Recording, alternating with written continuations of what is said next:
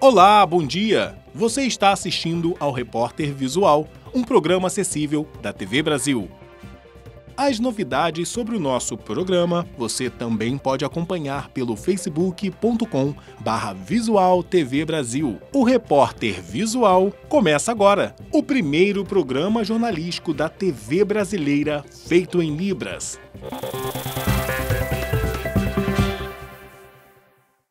O número de médicos aumentou no Brasil. O problema é que a maioria está concentrada nas capitais, o que compromete o atendimento no interior do país. O Brasil possui mais de 450 mil médicos, o que representa 2,18 profissionais para cada 1.000 habitantes, segundo uma pesquisa realizada pela Universidade de São Paulo, com o apoio do Conselho Federal de Medicina e o Conselho Regional de São Paulo. O número é considerado satisfatório. O problema é a má distribuição desses profissionais. A maioria deles está concentrada nos estados do Sudeste, que possui um índice de 2,81 médicos por 1.000 habitantes. Já no Nordeste, a proporção diminui para 1,41 e no Norte para 1,16. Entre as unidades da federação, o Distrito Federal possui a melhor média de 4,35 médicos por 1.000 habitantes. O pior é o Maranhão, com 0,87. A diferença entre as capitais e os grandes centros e os municípios do interior é ainda maior. Aqui no Maranhão, por exemplo, mais de 70% dos médicos estão em São Luís. Mas é o Amazonas o estado que apresenta o pior índice de distribuição.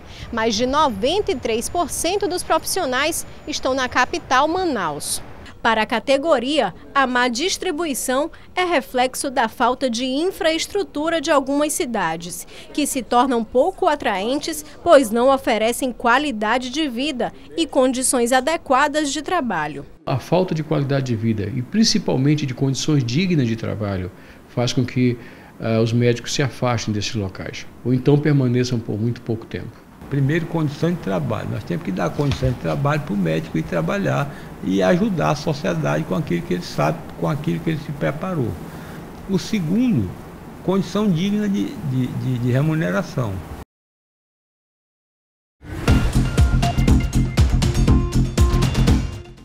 Olá, bom dia! Hoje é sexta-feira, dia de notícias paralímpicas aqui no Repórter Visual.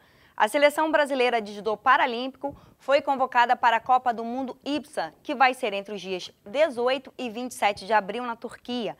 Foram chamados Alana Maldonado, Antônio Tenório, Lúcia Teixeira e William Silva, todos medalhistas na Rio 2016, além dos jovens Tiago Silva e Rebeca Silva. O Brasil subiu ao pódio na Copa do Mundo de Tiro Esportivo Paralímpico nos Emirados Árabes.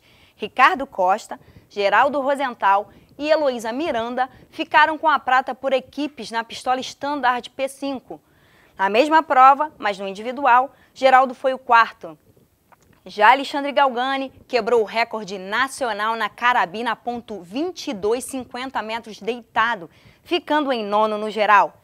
E os Jogos Paralímpicos Universitários de 2018 já têm data marcada. Serão entre os dias 9 e 12 de maio, no Centro de Treinamento Paralímpico em São Paulo.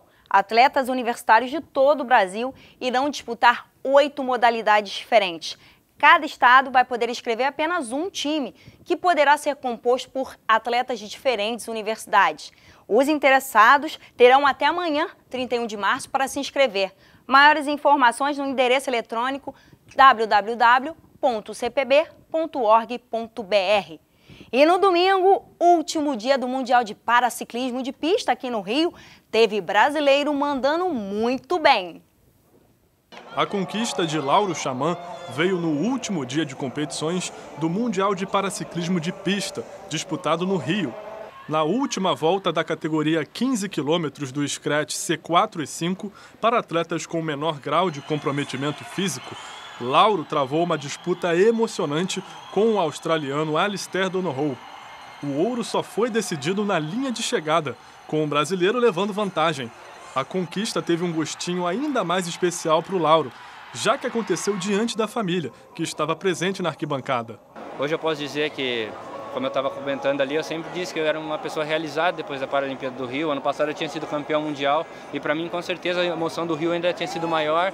Mas agora eu sendo campeão mundial com a minha família aqui, com certeza acho que foi, se não foi maior, foi igual do Rio. Então eu só tenho a agradecer mesmo a Deus e a todos vocês pelo carinho. Após 4 dias de competições envolvendo atletas de 30 países, o Mundial de Paraciclismo de Pista, disputado no Velódromo do Rio, foi considerado um sucesso pela organização. O Mundial foi a primeira competição a valer pontos para a disputa de vagas para a Paralimpíada de Tóquio, em 2020. Muito legal, parabéns ao Lauro. E eu fico por aqui. Na próxima semana eu não estarei com vocês, mas olha, no dia 13 eu tô de volta, hein? Com mais esportes paralímpicos aqui no Repórter Visual.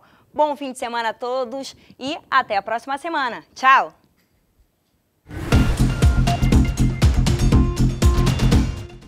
(64 pessoas morreram por causa de um incêndio em um shopping na Rússia na terça-feira. Entre elas, 41 crianças. O fogo começou numa sala de cinema do shopping em Kemerovo, na Sibéria. Os alarmes não funcionaram, por isso as pessoas só notaram o incêndio quando a fumaça já atingia todo o prédio. As causas da tragédia ainda não foram confirmadas, mas 4 pessoas foram detidas para prestar depoimento.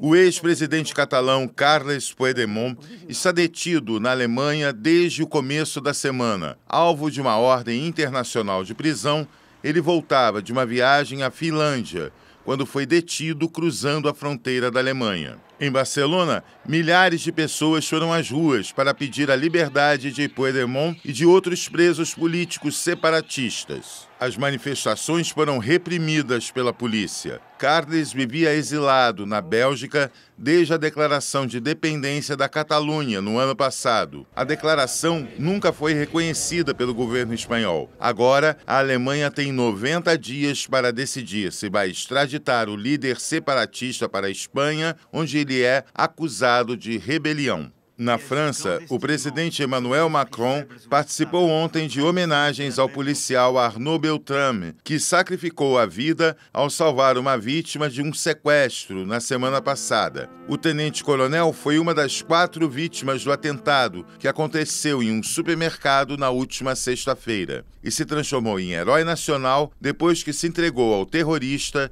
em troca de uma refém. O policial deixou o celular ligado para que as autoridades soubessem o que estava acontecendo no local. Ele não resistiu a um ferimento de faca feito pelo terrorista, que foi morto em seguida pela polícia. Japoneses já começaram a aproveitar as belíssimas paisagens de Tóquio com o aparecimento das flores de cerejeiras. Para eles, este é o principal sinal de que a primavera chegou no hemisfério norte. A floração da sakura, a flor da cerejeira, transforma as ruas da capital japonesa e atrai uma multidão numa caçada pelas paisagens mais bonitas. Todos atrás das fotos perfeitas. E é preciso correr, porque a floração dura cerca de 2 semanas. Por isso mesmo, a sakura no Japão é um símbolo de impermanência, uma lembrança de que a vida é curta e bela.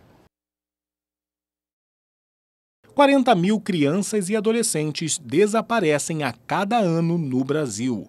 No Rio Grande do Sul, só no ano passado, foram quase 5 mil ocorrências, a maioria de adolescentes. Na Semana Nacional de Mobilização para a Busca e Defesa da Criança Desaparecida, as autoridades intensificam as ações em todo o território gaúcho. Juliana e Adir seguram firme a mãozinha da Giovana, de 6 anos. Na escola a gente leva a busca, a gente não deixa despercebido, né? Sempre nas proximidades. A gente mora na Zona Sul. E aí a gente já ouviu bastante histórias, assim, sabe, de casos que crianças foram roubadas. Aí por isso que a gente toma todo cuidado, extremo, né? Por ano, no país, 40 mil crianças e adolescentes desaparecem. Recentemente, o caso de Nayara chocou o estado. A menina vivia com a tia em Caxias do Sul e desapareceu em 9 de março, quando ia para a escola. 12 dias depois, o suspeito confessou o sequestro e morte da criança de 7 anos. Justiça! Justiça! Justiça! Os desfechos trágicos são um sofrimento enorme para as famílias, da mesma forma que a angústia dos casos sem solução. No próximo mês, fará 3 anos do desaparecimento da professora de Pelotas, Cláudia Hartleben. O Ministério Público chegou a denunciar o filho e o ex-marido de Cláudia, mas a denúncia não foi aceita por falta de provas. A mãe e os amigos ainda esperam respostas. Ela estava cheia de planos, muito feliz, assim, a gente riu o tempo inteiro na minha casa. Os casos que envolvem adultos não são investigados por delegacia especializada. No Rio Grande do Sul, em 2017, foram 4.930 ocorrências entre crianças e adolescentes. 3.941 jovens foram localizados. De acordo com a Polícia Civil, atualmente, na capital, não há casos de crianças desaparecidas. Episódios como o de Caxias do Sul não são comuns. Na rotina do DECA, 80% dos desaparecidos são adolescentes. Ao longo, então, das investigações, nós constatamos que, na realidade, trata-se de uma fuga. E aí, por vários motivos, né? Ou em razão de algum crime, ou até mesmo porque o adolescente quer uma liberdade maior que ele não está tendo dentro da residência. Mas nós investigamos todos os casos, né? O trabalho da polícia, então, não se esgota com a localização.